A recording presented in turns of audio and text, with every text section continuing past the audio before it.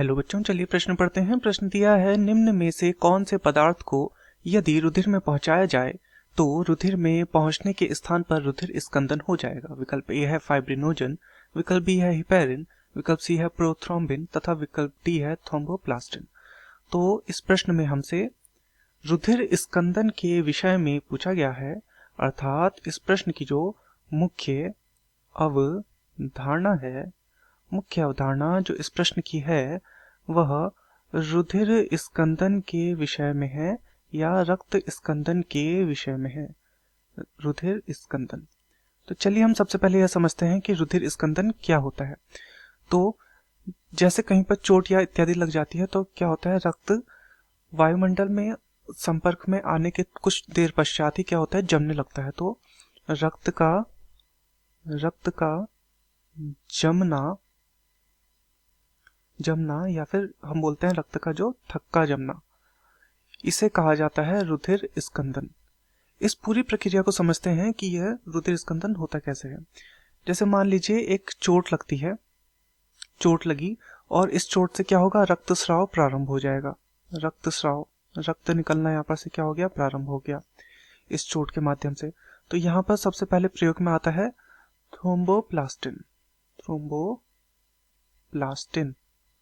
Thromboplastin यहाँ पर सबसे पहले प्रयोग में आता है। तथा यहाँ पर क्या होता है, यहाँ पर होता है प्रोथ्रोम्बिनेज एंजाइम सक्रिय।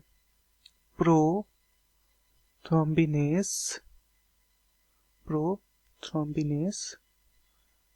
एंजाइम यहाँ पे क्या हो जाएगा, सक्रिय।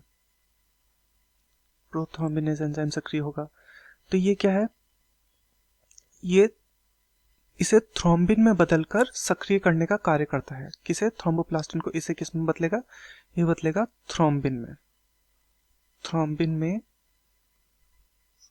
में बदलकर इसे क्या करेगा, सक्रिय करेगा। इसके बाद क्या होता है, इसके बाद होता है जो थ्रोम्बिन होता है वो फाइब्रिनोजन के साथ मिलता है। कौन कौन मिलता है, थ्रोम्बिन जो अभी सक्रिय हुआ है, थ्रोम्बिन, और इसके साथ मिलेगा फाइब्रिनोजन। तो थ्रोम्बिन और फाइब्रिनोजन यहाँ पर आपस में मिलेंगे। तत्पश्चात इससे क्या बनेगा, इससे बनेगा फाइब्रिन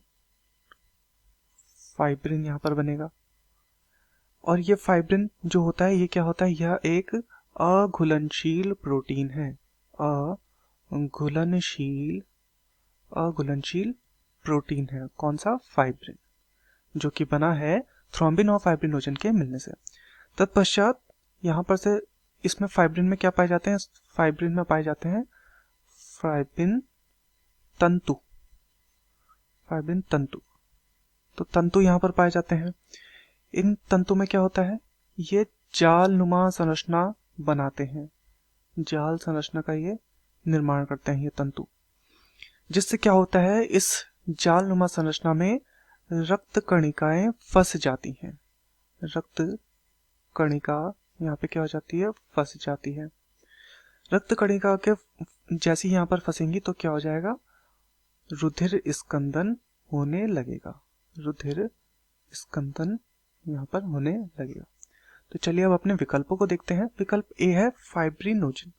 तो फाइब्रिनोजन तो यहाँ पर बाद में आया था, जब यहाँ पर प्रथम चरण ये पूरा संपूर्ण हो गया था, उसके बाद फाइब्रिनोजन का यहाँ पर भूमिका आई, तो ये तो हमारा उत्तर नहीं हो सकता। विकल्प बी है हिपेरिन।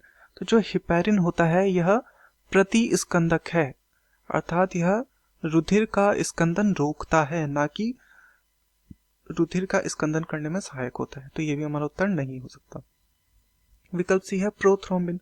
तो प्रोथ्रोम्बिन जो होता है वो तो क्या, वो एक एंजाइम है जो कि थ्रोम्बोप्लास्टिन को सक्रिय करने का काम करेगा, तो ये भी क्या है, ये भी हमारा गलत हो जाएगा। तथा विकल्प डी है थ्रोम्बोप्लास्टिन। तो थ्रोम्बोप्लास्टिन बिल्कुल जैसा हमने देखा, सबसे पहले यहाँ पर कौन प्रयोग में आता, थ्रोम्बोप्लास्टिन, तो ये हमारा सही उत्तर है। अतः दिए गए प्रश्न का सही उत्तर होगा विकल्प डी थ्रोम्बोप्लास्टिन। मैं आशा करता हूँ आपके समझ में आया होगा। धन्यवाद।